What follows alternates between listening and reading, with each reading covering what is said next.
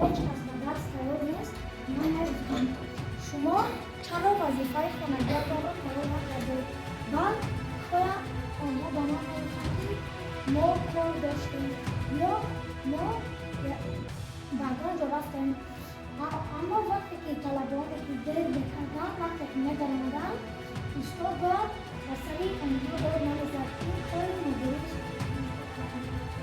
چرا به درد نمیدید باید این خیابه هم نگفتیم هم خیلی قبله ندارد هم خیلی کشیم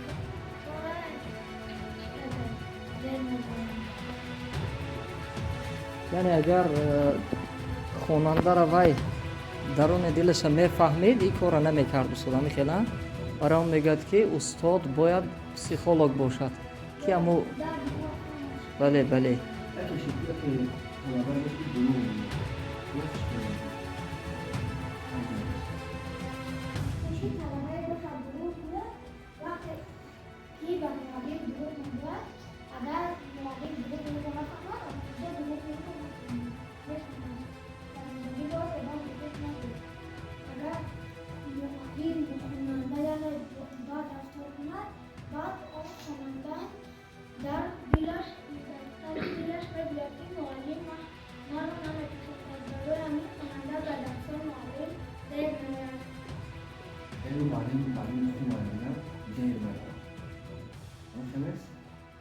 با ایستاده بدنش استفاده برنده اگر خوب شوید